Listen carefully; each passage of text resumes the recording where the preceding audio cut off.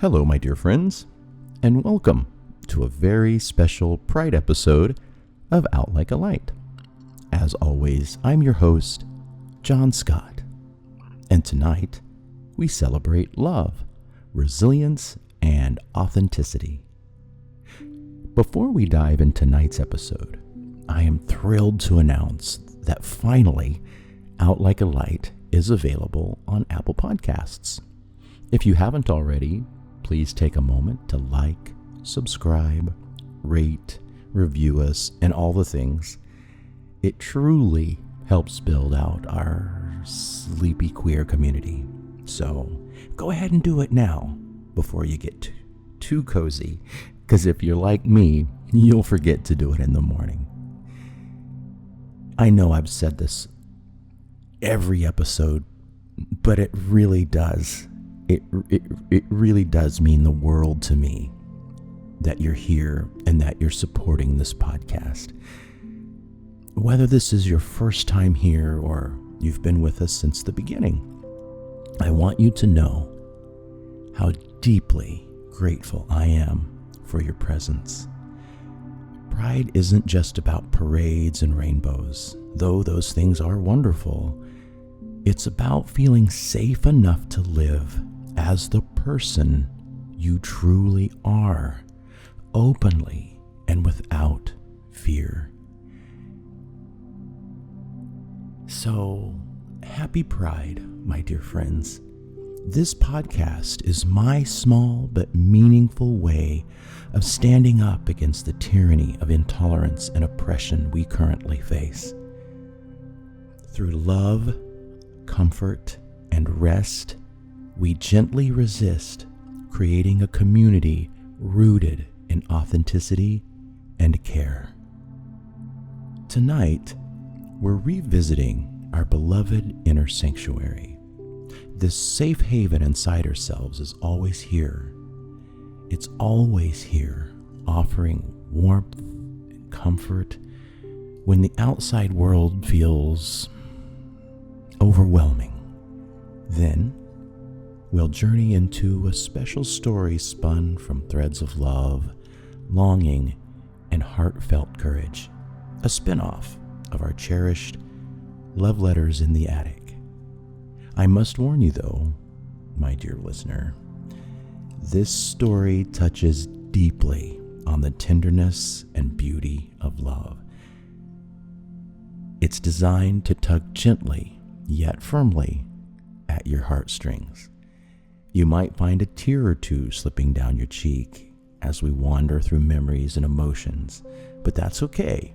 In fact, you'll probably even hear it in my voice as I try to read this to you without choking up myself. But that's okay, because here in this space, your tears are welcome. They're always welcome, honored, and safe. And, it's okay if occasionally you hear mine. So get comfortable, my friend. Wrap yourself gently in blankets or curl up cozy beneath the sheets. Whatever makes you comfortable. Because you are loved, you are safe, and you belong here.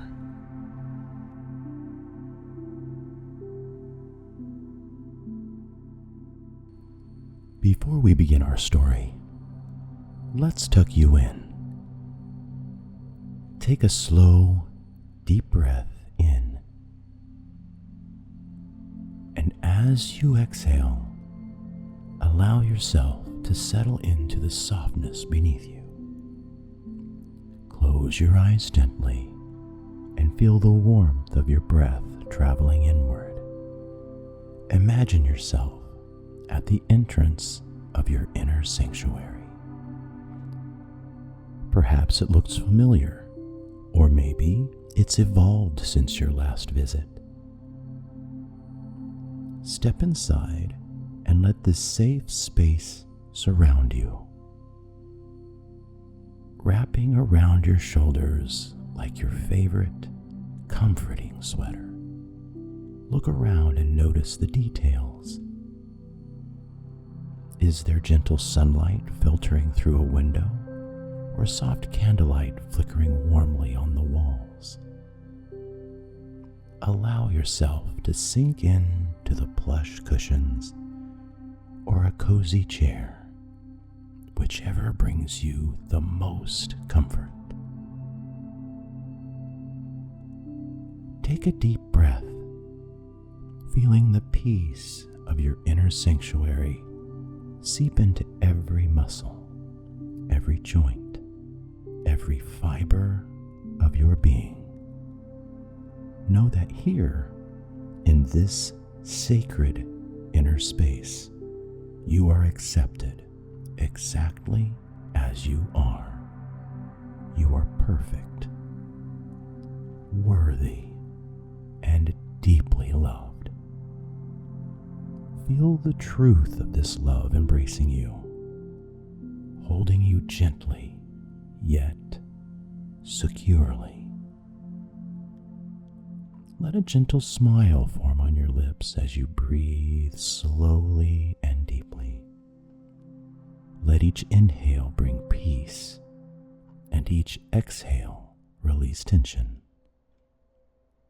Rest quietly, securely, knowing that you can return here anytime.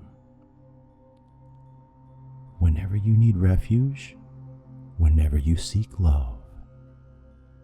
And now, let's begin our story.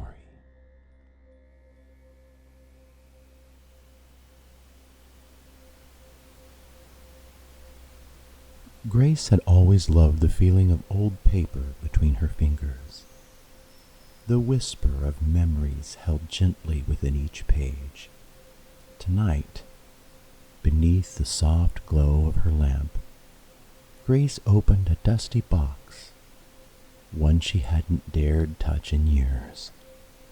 Inside were letters written in careful script. Letters smudged with tears and scented faintly of lavender and forgotten summers. Grace's heart fluttered as she lifted the first envelope. It was addressed simply, "My dearest Grace." The letters were from Eleanor, her first love, a love that blossomed quietly under the watchful gaze of a world not yet ready to embrace them.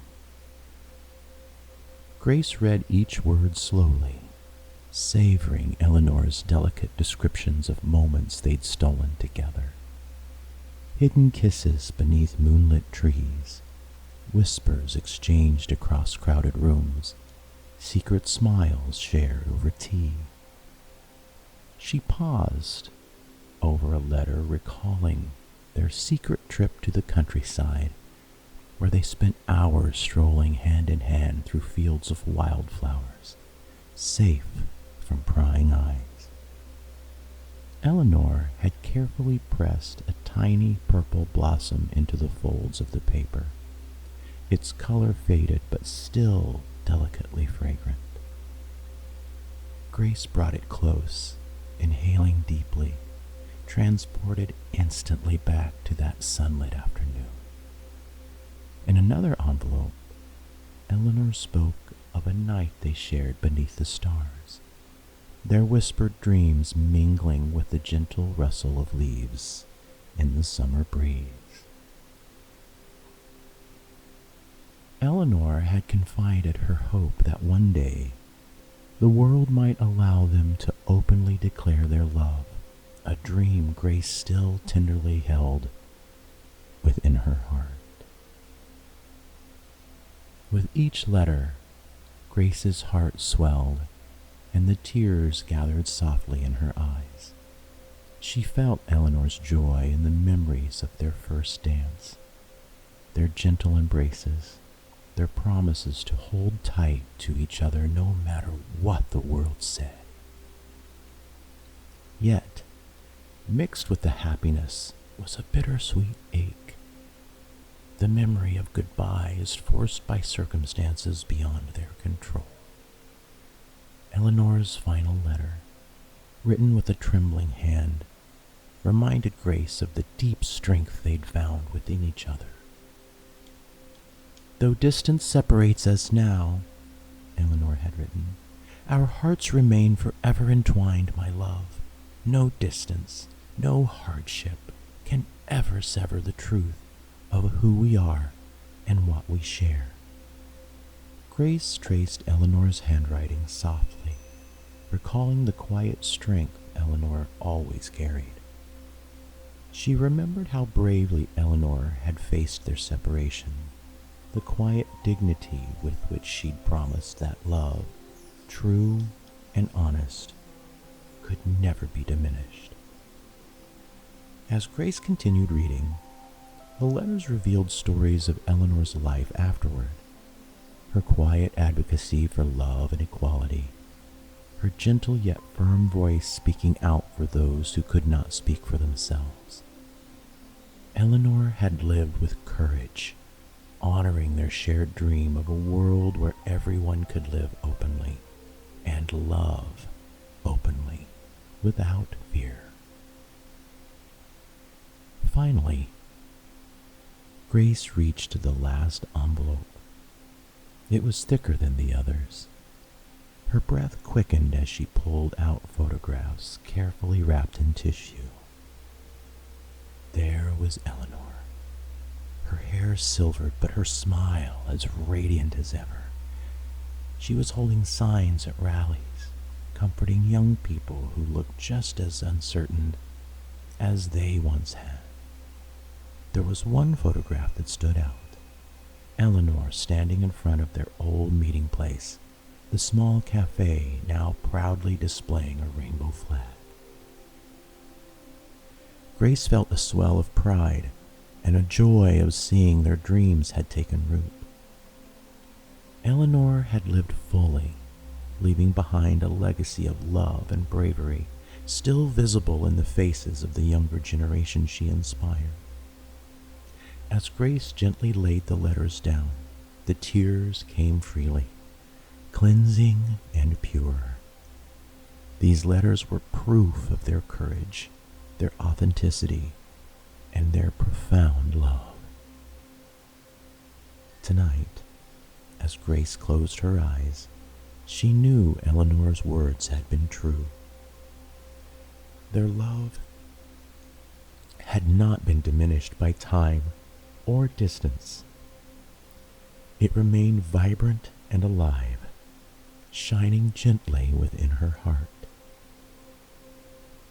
As sleep found Grace at last, she dreamt of Eleanor's smile, soft and radiant, reminding her and reminding all of us that love, true and brave, endures.